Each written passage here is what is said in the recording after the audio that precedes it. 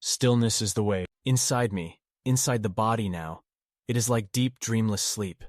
There is no movement, no thought, nothing but the everlasting presence of that indescribable thing called life or God. There is only God or life, which is me, a stillness, a silence, an absence. Stillness is the way. But stillness is only the way. While there's a road, you can go off it. That's why Krishnamurti said that truth is a pathless land. But I tell you that stillness is the way, the road to absence.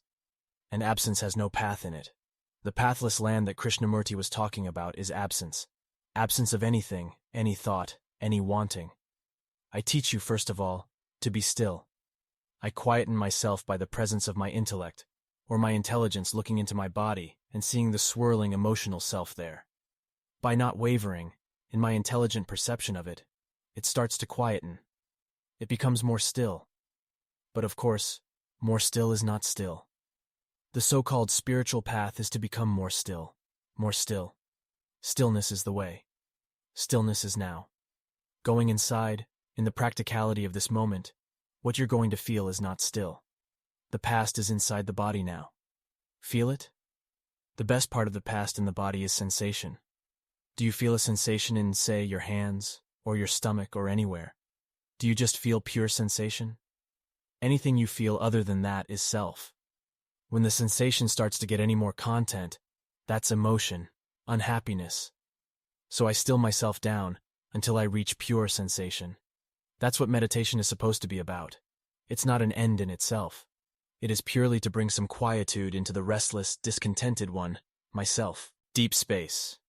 When you go deep enough into the unconscious within your body, you eventually enter the reality of what we call outer space, or the space between the stars, astral space, from the Latin astrum, star.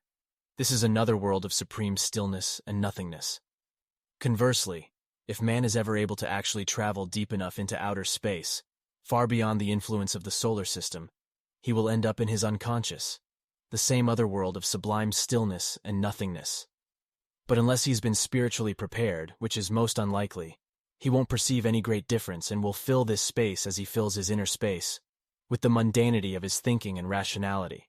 For out there and in here merge to become the one consciousness. But ultimately, even out there vanishes to become in here, the place of being. If you close the eyes, the intelligence, which is the perception, is focused for the most part inside you in the black. You'll go into nothing, where there is no feeling and no thought is necessary. But there's a knowledge. This is right. You could say, it's good. It's a knowledge of stillness, of peace, of fulfillment, of relief. A knowledge of all those things wrapped into one. You just rest in that knowledge, and then it disappears because there's no thought in it.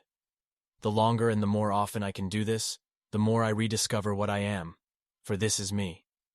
I've only lost sight of me because I have identified with myself, my feelings and thoughts.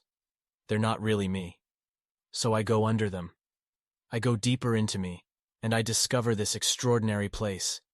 Very still, very silent. It's black, or nothing.